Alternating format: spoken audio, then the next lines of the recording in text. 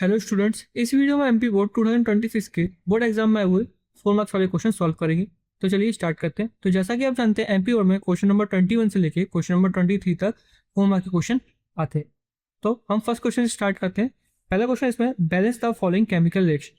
हमें 4 chemical reaction दी हुई है, हमें इनको क्या करना है, बैलेंस करना है। फर्स्ट रिएक्शन हमें दे रखी है, when iron react with water it gives iron oxide Fe3O4 plus hydrogen gas. ठीक है, अब चेक करना हमें यहाँ पे Fe कितने हैं, रिएक्टेंट साइड पे आयरन कितने हैं, 1 है, और प्रोडक्ट साइड पे कितने हैं, 3 है। तो हम यहाँ पे 3 का मल्टीप्लाई कर देते हैं।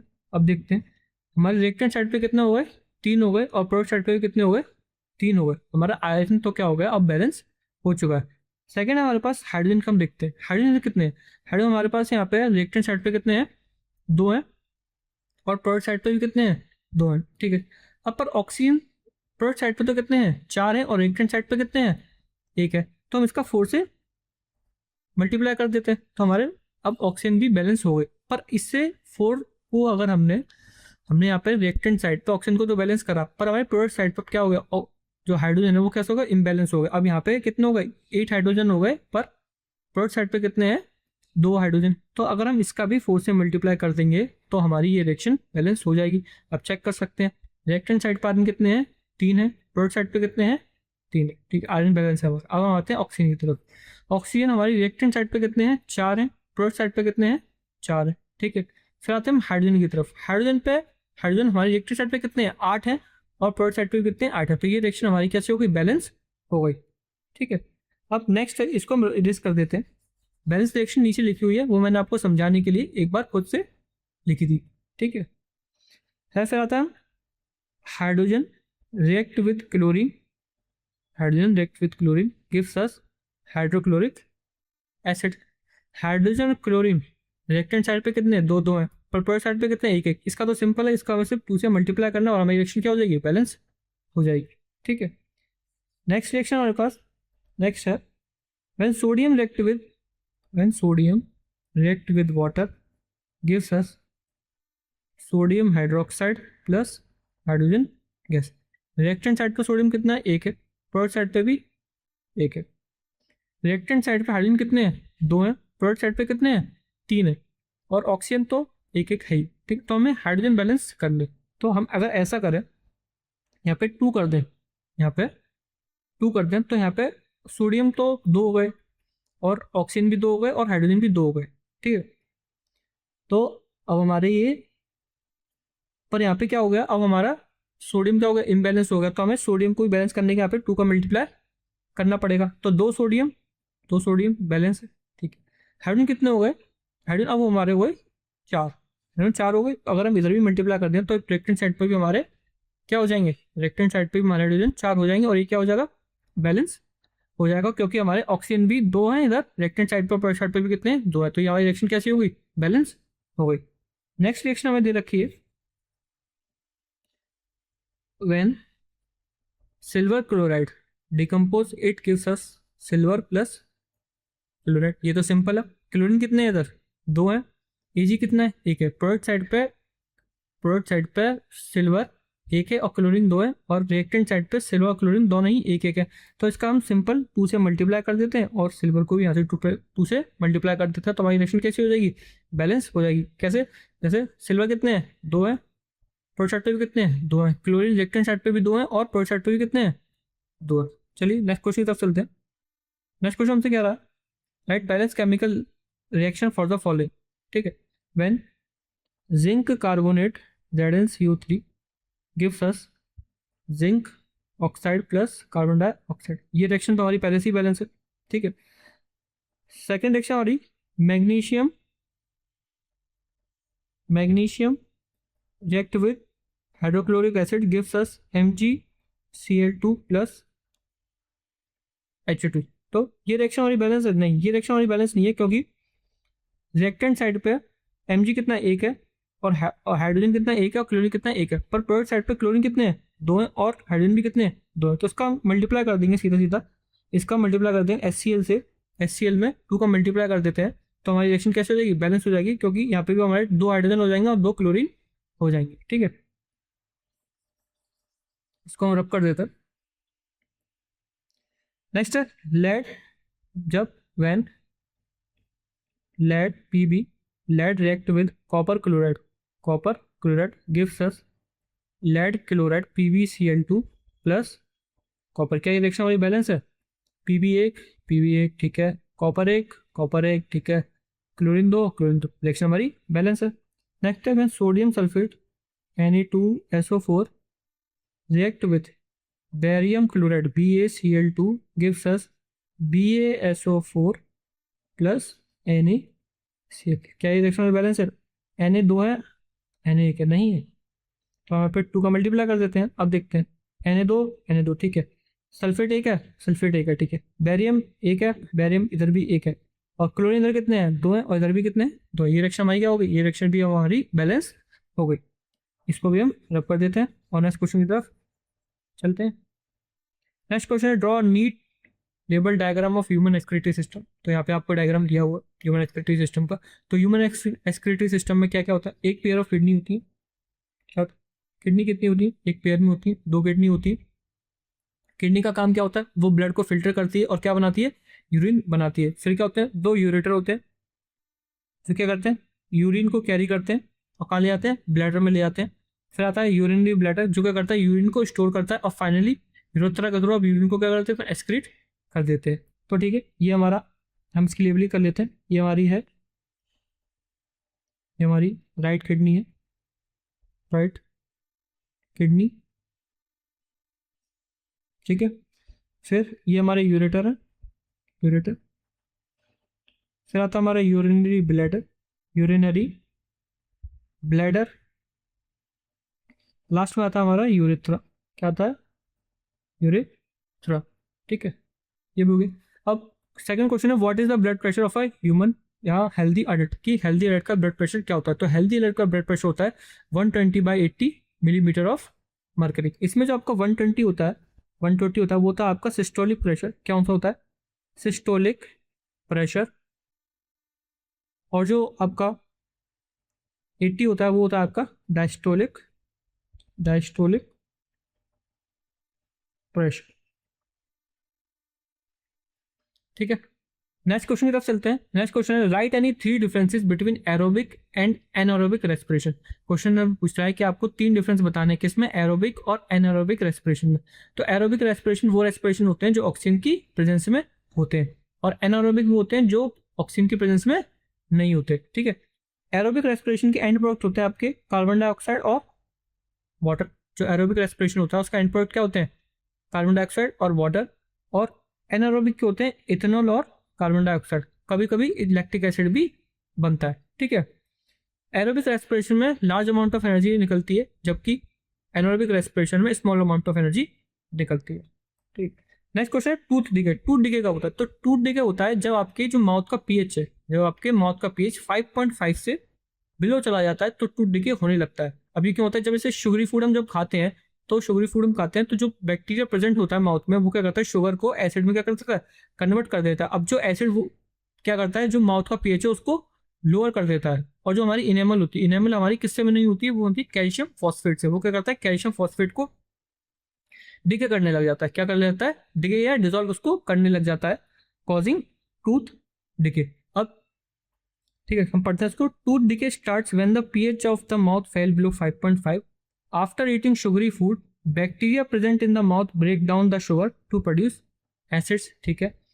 This acids lower the pH and dissolve the calcium ठीक है, containing hard enamel of the teeth, causing tooth decay. अब इसको हम कैसे बताते हैं? Cleaning the teeth and using mild basic toothpaste help neutralise the acid and prevent tooth decay ठीक है। यहाँ अब हम नेक्स्ट क्वेश्चन की तरफ चलते हैं। अब नेक्स्ट क्वेश्चन है हमारे पास, question number 23। A convex mirror used for rear view viewing in an automobile has a radius of curvature 3 meter. If a bus is located 5 meter from this monitor, then find the position, nature and size of the image. हमें image का क्या निकालना है? Position, nature और size. तो पहले हम given लिख लेते हैं। हमें क्वेश्चन में क्या क्या गिवन दे रखा है? गिवन है हमारे पास रेडियस ऑफ कर्वेचर जो हमें दे रखा है 3 मीटर, ठीक है। और ऑब्जेक्ट डिस्टेंस भी दे रखी है हमें, यू कितना है 5 मीटर। अब ये ऑब्जेक्ट डिस्टेंस क्या है, ये नेगेटिव में आएगी क्योंकि ऑब्जेक्ट इज इन द, एक second, object is in the front of the mirror, front of the, is in front of the mirror, ठीक है। अब इसके बाद फोकल लेंथ निकाल लेते हैं। Focal length for convex mirror क्या होता है फॉर्मूला, R/2। आर की वैल्यू कितनी रखी है 3/2, तो कितना आएगा 1, सॉल्व करने पाएगा 1.5, कितना आएगा 1.5 मीटर, ठीक है। अब इसकी क्या आएगी, पॉजिटिव आएगी, क्या आएगी, कॉन्वेक्स मिरर की जो फोकल लेंथ होती है वो कैसी होती है, पॉजिटिव होती है, ठीक है। तो अब इसका मिरर फॉर्मूला से, यूजिंग मिरर फॉर्मूला से हम इसकी क्या निकाल लेंगे, इमेज डिस्टेंस निकाल लेंगे using mirror formula. Using mirror formula क्या होता है, 1/f is equal to 1/v plus 1/u, ठीक है। 1/f, एफ की वैल्यू कितनी निकाली 1.5, v की वैल्यू हमें निकालनी है प्लस 1/u, u की वैल्यू में दे रखी थी -5, ठीक है। इसको पहले मैं सॉल्व कर लेते हैं 1/5 पे, 1/1.5 को, तो सॉल्व करने पाएगा 2/3, क्या आएगा 2/3 कैसा आएगा कि 1/1.5, 0, ठीक है। 5 से कैंसिल करेंगे 2/3, ठीक है। 1/v प्लस, अब क्या करेंगे, इक्वेशन को क्या करेंगे, रीअरेंज करेंगे। तो रीअरेंज करने पर हमारे पास आएगा 1/v is equal to 2/3 plus 1/5, ठीक है। इसका हम क्या करेंगे, इसका हम ले लेंगे एलसीएम, क्या ले लेंगे एलसीएम। एलसीएम आएगा आपका 15, क्या आएगा 15, इधर आएगा 10 आपका, और इधर कितना आ जाएगा 3 आ जाएगा, ठीक है। तो आएगा हमारा 13/50। 1/v की वैल्यू कितनी आ गई हमारी 13/50। अब हमें v की वैल्यू निकालनी है तो रेसिप्रोकल हो जाएगा, तो v की वैल्यू निकालनी है हमें तो रेसिप्रोकल हो जाएगा, तो आएगी आपकी रेसिप्रोकल होने के बाद आएगी 1.15 मीटर, कितनी आएगी 1.15 मीटर, ठीक है। तो ये तो हमारी हो गई इमेज डिस्टेंस, क्या हो गई, इसको हम इधर लिख लेते हैं, इमेज डिस्टेंस, ठीक है। अब इसका मैग्निफिकेशन निकाल लेते हैं, क्या निकाल लेते हैं, मैग्निफिकेशन,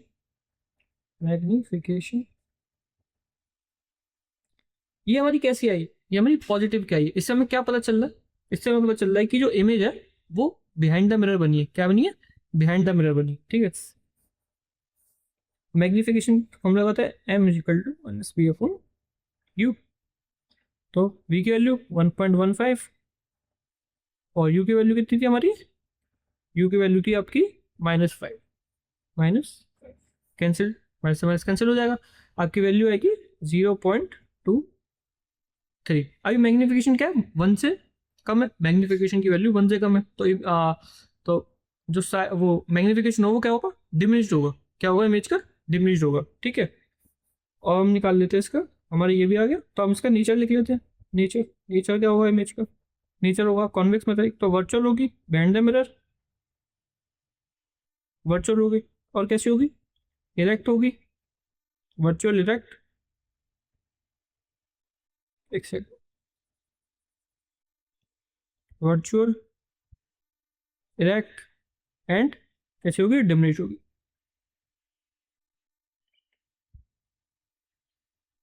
ठीक है। नेक्स्ट क्वेश्चन चलते हैं, नेक्स्ट है, आप 4 centimetre size object place 25 centimetre in front of a concave mirror of focal length 15 centimeter. At what distance from the mirror should a screen be placed to obtain a clear image? Find the nature and size of the image. Image से क्या निकालना है हमें, पहले तो इसका distance निकालना है, डिस्टेंस, फिर नेचर निकालना है, साइज निकालना है। पहले हम गिवन लिख लेते हैं, गिवन का दे रखा है हमें, हाइट ऑफ ऑब्जेक्ट कितनी दे रखी है 4 सेंटीमीटर, ठीक है। और इमेज डिस्टेंस, ऑब्जेक्ट डिस्टेंस कितनी दे रखी है 25 सेंटीमीटर। ये भी हमारी क्या आएगी, नेगेटिव में आएगी क्योंकि फ्रंट ऑफ कॉन्केव मिरर है, ठीक है, front of concave mirror, object is in front of mirror, front of the mirror, ठीक है। और क्या दे रखा है, फोकल लेंथ दे रखी है, फोकल लेंथ भी क्या आएगी, माइनस में आएगी, क्योंकि कॉनकेव मिरर की फोकल लेंथ कैसे होती है, नेगेटिव में होती है, ठीक है। अब हम इसकी मिरर फॉर्मूला से हम क्या निकाल लेंगे, इसकी इमेज डिस्टेंस निकाल लेंगे using mirror formula, using mirror formula 1/s is equal to 1/v plus 1/u, ठीक है। तो कितनी आई, वैल्यू कितनी आएगी, -15, ये हमें निकालनी है, प्लस -20, ठीक है। हम इक्वेशन को रीअरेंज करेंगे, इक्वेशन क्या करेंगे, रीअरेंज करेंगे, तो 1/v यह जगह हमारा क्या जगह, -50 प्लस 1/25, इसको हम सही लिख लेते हैं, -50, ठीक है। एलसीएम लेंगे इन दोनों का, इन दोनों का एलसीएम कितना आएगा, 15/25 का आएगा आपका 75, ठीक है। और यहाँ पे आपकी वैल्यू आएगी -5, और यहाँ आएगी आपकी -3, तो वैल्यू आएगी हमारी -2/75। तो 1/v की वैल्यू आएगी हमारी -2/75, तो v की वैल्यू इसका रेसिप्रोकल हो जाएगी, ठीक है।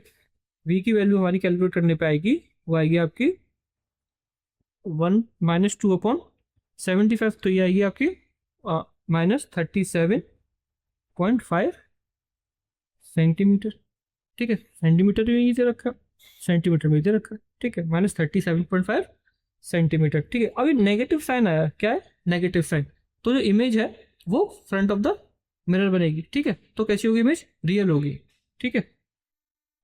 और इसका पहले, अब इसका क्या निकाल लेते हैं, मैग्निफिकेशन, क्या निकाल लेते हैं, मैग्निफिकेशन। फॉर्मूला क्या होता है, पहले बताया, -v/u, माइनस कितना है, -37.5 अपॉन u की वैल्यू कितनी दे रखी है, -25 सेंटीमीटर, -25 सेंटीमीटर, ठीक है। कैलकुलेट करने पे हमारी वैल्यू आएगी -37.5, आएगी आपकी 1.5 सेंटीमीटर, 1.5, ठीक है। कितनी आएगी, -1.5 आएगी, ठीक है। अब हम निकाल लेते हैं इसकी हाइट ऑफ इमेज, ठीक है, साइज ऑफ इमेज, ठीक है। उसका फॉर्मूला क्या होता है, m =